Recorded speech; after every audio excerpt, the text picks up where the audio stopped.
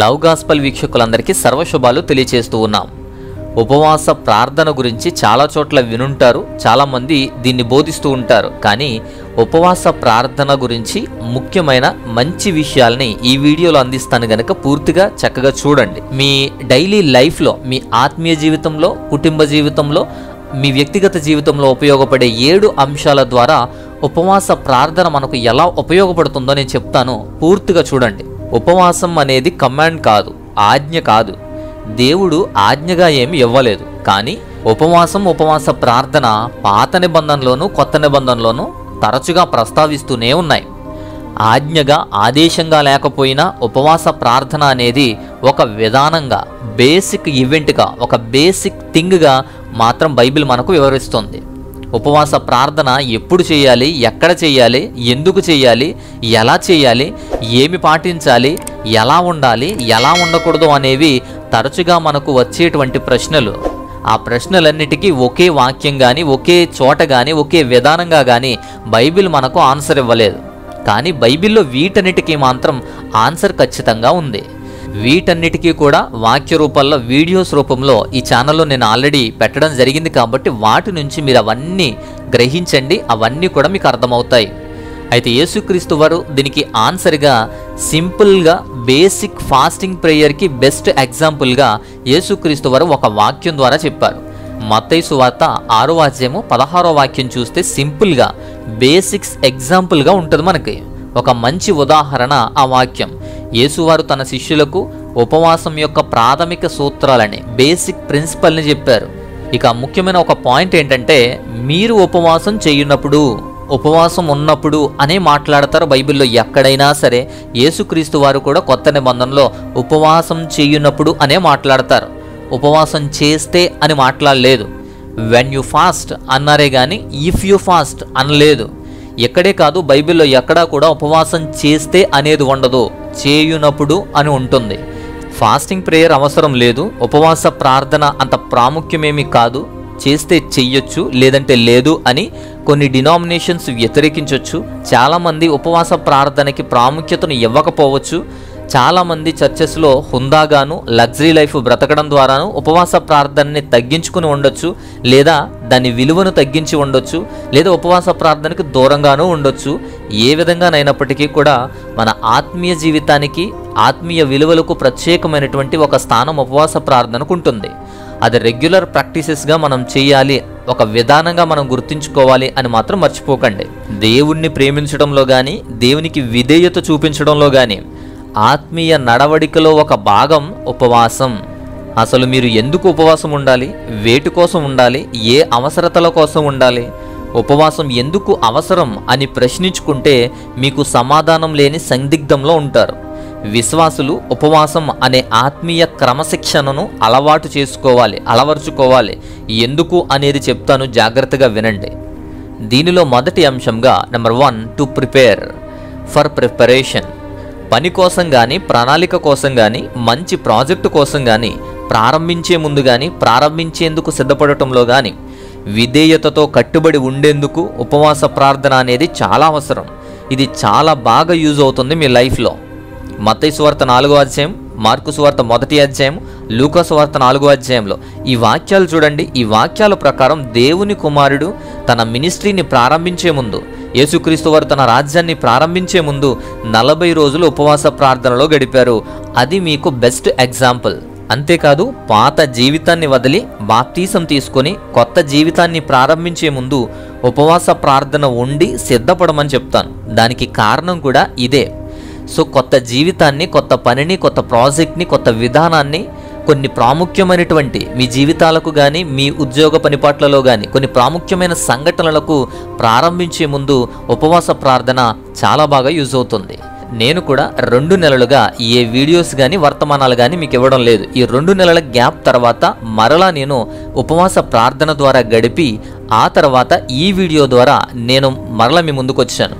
అలా కొన్ని ముఖ్యమైన వాటికి ప్రిపేర్ అయ్యే ముందు, ముఖ్యమైన పనులు స్టార్ట్ చేసే ముందు ఉపవాస ప్రార్థన చేస్తే చాలా బాగా యూజ్ అవుతుంది అని గమనించండి. అంతేకాదు, మిమ్మల్ని మీరు మార్చుకోవడానికి, మిమ్మల్ని మీరు తీర్చిదిద్దుకోవడానికి, మీ నడవడికను మార్చుకోవడానికి, మనల్ని మనం సరిచేసుకోవడానికి, మనల్ని మనం మార్చుకోవడానికి కూడా ఉపవాస ప్రార్థన చాలా బాగా యూజ్ అవుతుంది. మన కమిట్మెంట్స్, మన ఉద్దేశాలు, మన తలంపులు మార్చుకునేటువంటి ఒక మార్గదర్శిగా ఉపవాస ప్రార్థన ఉంటుంది.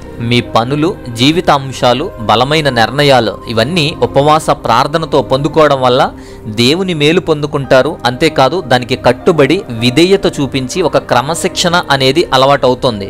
కాబట్టి ఈ ఉపవాస ప్రార్థన అవసరం. రెండవ అంశం టు సీక్ విజ్డమ్. జ్ఞానం కోసం ఉండాలి. వివేకం కోసం, తెలివి కోసం, జ్ఞానం కోసం ఉపవాస ప్రార్థన అనేది అవసరం. అందరూ తెలివైన వాళ్లే, తెలివి తక్కువ వాళ్ళు ఎవరూ లేరు. వాళ్లకు తెలిసిందే వేదం. ఎవరు చెప్పినా వినరు. పక్క వారిని అసలు పట్టించుకోరు, ఇంట్లో వాళ్ళని అసలు పట్టించుకోరు. నీ అంత తెలివి లేని వారుగా మిగతా వాళ్ళని చూడడం, ఎవరికి వాళ్ళు గొప్పోళ్ళు అనేటువంటి విధానంలోకి వెళ్ళిపోయారు. అపోస్తుల కార్యాలు 14వ అధ్యాయం 23వ వాక్యంలో పౌలు, బర్నబా ఇద్దరు కూడా ఉపవాసం ఉండి సంఘం కోసం పనిచేస్తారు, సంఘ పని చేస్తారు. అక్కడే కాదు, ప్రతి చర్చిలోనూ పెద్దలను ఏర్పాటు చేసి ఉపవాస ప్రార్థనలు చేసేవాళ్ళు. పౌలు, బర్నబాలు ఎన్ని ప్రాంతాలు తిరిగారు, ఎన్ని సంఘాలు కట్టారు, ఎంత పరిచర్య చేశారు, ఎంత తెలివి, ఎంత పాండిత్యం ఉన్నాయి వాళ్ళకి. అయినా సరే ఉపవాస ప్రార్థన ద్వారా దేవుని జ్ఞానాన్ని తెలుసుకునేవారు. నేటి చర్చల్లో చూడండి, సంఘాల్లో చూడండి, వైరుధ్యాలు, సంబరాలు, ఆర్భాటాలు, అద్భుతాలు, అట్టహాసాలు ఎన్నో ఉంటాయి. కానీ సంఘంలో ఉపవాస ప్రార్థన ఉండదు. సంఘ విశ్వాసులకు ఉపవాస ప్రార్థనల మీద పట్టుండదు. ఇక్కడే ఈ ఉపవాసం ద్వారా నేర్చుకోగలం, జ్ఞానం అనేది పొందుకోగలం, వివేకం అనేది పొందుకోగలం. ఇక నంబర్ 3, మూడవ అంశం టు షో గ్రీఫ్. మన దుఃఖ సమయాల్లో, కష్ట సమయాల్లో ఉపవాసం ఉండాలి. నీ దుఃఖ సమయాల్లో ఉపవాసం ఉండాలి. బాధలలో, కన్నీరు మున్నీరు అవుతున్న సందర్భాలలో, చిక్కు పరిస్థితులు నీకు ఎదురవుతున్న పరిస్థితుల్లో, అవమానకరమైన నిందలు మోస్తున్నప్పుడు, మిమ్మల్ని కృంగదీస్తున్నప్పుడు అలా ధైర్యాన్నిచ్చే దేవుని శక్తి పొందుకోవాలి. మిమ్మల్ని మీరే సరిచేసుకోవాలి. దేవుని సహాయం కావాలి. అలాంటి సమయాల్లో, అలాంటి కష్ట సమయంలో ఉపవాస ప్రార్థన అనేది మీ జీవితాలకు చాలా బాగా ఉపయోగపడుతుంది. చక్కగా దేవునితో గడికి ఉపవాస ప్రార్థన చేస్తున్నప్పుడు నీ కష్టాలకు, నీ కన్నీటికి ఓదార్పు దొరుకుతుంది. అంతేకాకుండా వాటికి సమాధానం దొరుకుతుంది. నెహెమ్యా గ్రంథంలో 1వ అధ్యాయం 5 వాక్యాలు చూడండి. ఆ వాక్యాల ప్రకారం యెజ్రెయేలు నాశనమయ్యి అంధకార పరిస్థితులు వస్తే, యెరూషలేము కాలిపోతే, గోడలు కోల్చబడితే నెహెమ్యా దుఃఖించాడు, ఉపవాసం ఉన్నాడు. ఉపవాస ప్రార్థన ద్వారా దేవుని వేడుకున్నాడు. మనము, మన కుటుంబమే కాదు, మన ప్రాంతంలో, మన రాష్ట్రంలో, మన దేశంలో విపత్కర పరిస్థితుల కోసం ఉపవాస ప్రార్థన చేయాలి. అలాంటి ఉపవాస ప్రార్థనలు నేటి సంఘాల్లో అవసరం. ఇక 4వది number 4 to seek deliverance or protection. బంధకాల నుండి, భారాల నుండి విడుదల కావాలంటే ఉపవాస ప్రార్థన అవసరం. మనల్ని మనం ప్రొటెక్ట్ చేసుకోలేనప్పుడు అపాయాల నుంచి కానీ, భయం నుంచి కానీ ప్రొటెక్షన్ కోసం, దేవుని భద్రత కోసం, మన పిల్లల కాపుదల కోసం ఉపవాస ప్రార్థన ఉండాలి. ముఖ్యంగా సాల్వేషన్, రక్షణ కొరకు తరచుగా ఉపవాస ప్రార్థన అవసరం. ఎజ్రా గ్రంథం 8వ అధ్యాయం చూడండి. ఈ వాక్యంలో అహావా అనేటువంటి నది వద్ద భయంతో ఉపవాసం ఉంటారు. శత్రువుల నుంచి రక్షణ కోసం, వారి ఆస్తి కోసం కానీ, వారి పిల్లల కోసం కానీ, వారి భవిష్యత్తు కోసం కానీ భయపడి దేవుణ్ణి ఆశ్రయించి ఉపవాసం ఉంటారు. 23వ వాక్యం చూడండి. మేము ఉపవాసం ఉండి ఆ సంగతిని బట్టి మా దేవుణ్ణి వేడుకొనగా ఆయన మా మనవి అంగీకరించెను అని. మన భయాల నుంచి, శత్రు దాడుల నుంచి ప్రొటెక్షన్ కావాలంటే, ఏమీ చేయలేని స్టేజ్లో నువ్వు ఉన్నావు అంటే, దేవుని ప్రొటెక్షన్ ఖచ్చితంగా కావాలి అంటే ఉపవాస ప్రార్థన అనేది ఉండాలి. ఖచ్చితంగా ఉపవాసం అనేది మనకు ఉపయోగపడుతుంది. ఇక 5వది నంబర్ 5 టు రిపెంట్. అత్యంత ప్రాముఖ్యమైనది, విశిష్టమైనది పశ్చాత్తాపం. నీ పరిస్థితిని, నీ పాప స్థితిని దేవుని ముందు పెట్టేటువంటి పశ్చాత్తాపం మనకు కావాలి అంటే, మనం పశ్చాత్తాపడాలి అంటే ఉపవాస ప్రార్థన అవసరం అవుతుంది. ఎవరి దగ్గర ఎక్కడ దొరకనిది దేవుని వద్ద పశ్చాత్తాపం పొందాలి అంటే, దేవుని దగ్గర పశ్చాత్తాపం చెందాలి అంటే, నీ స్థితిని మార్చుకోవాలి అంటే, నీవు చేసిన పొరపాటు, నీవు చేసిన పాపం నుంచి ప్రాయశ్చిత్తపడాలి అంటే ఉపవాస ప్రార్థన చాలా గొప్ప మేలు చేస్తుంది నీకు. యోనా గ్రంథం 3వ అధ్యాయం 10వ వాక్యం ప్రకారం నినివే ప్రజలు చేసినటువంటి పాపాలకు ప్రాయశ్చిత్తపడుతున్నారు, పశ్చాత్తాపడి వేడుకుంటున్నారు. నినివే వారు తమ చెడు నడతలను మానుకొనగా వారు చేయుచున్న క్రియలను దేవుడు చూసి పశ్చాత్తాప్తుడై వారికి చేయుదునని తాను మాట ఇచ్చి కీడు చేయక మానెను అని వాక్యం చెప్తుంది. చెడుతనాన్ని విడిచిపెట్టి నినివే ప్రజలంతా ఉపవాసం ఉండి దేవుణ్ణి వేడుకున్నారు. వారి ఉపవాసం ద్వారా దేవుడు వారిని చూసి కీడు చేయడం మానేసి వారికి మేలు అనుగ్రహించాడు. చెడుతనాన్ని విడిచిపెట్టి పశ్చాత్తాపం కోసం ప్రయాసపడిన వారి స్థితిని ఉపవాసం ఉండి వారు మార్చుకున్నారు. మీ చెడుతనం, మీ పాప స్థితిని విడిచి, మీ పొరపాటు కావచ్చు, మీ తప్పిదం కావచ్చు, మీ పాప స్థితి కావచ్చు, వాటి కోసం పశ్చాత్తాపం పొందడానికి ఉపవాసం అనేది ఒక టూల్, ఒక అవసరం మనకి. కాబట్టి రిపెంట్ కోసం, పశ్చాత్తాపం కోసం, ప్రాయశ్చిత్తం చెందడం కోసం ఉపవాస ప్రార్థన మనకు ఉపయోగపడుతుంది. ఇక నెంబర్ 6, 6వది టు గెయిన్ విక్టరీ. విజయం సాధించడానికి ఉపవాసం యూజ్ అవుతుంది.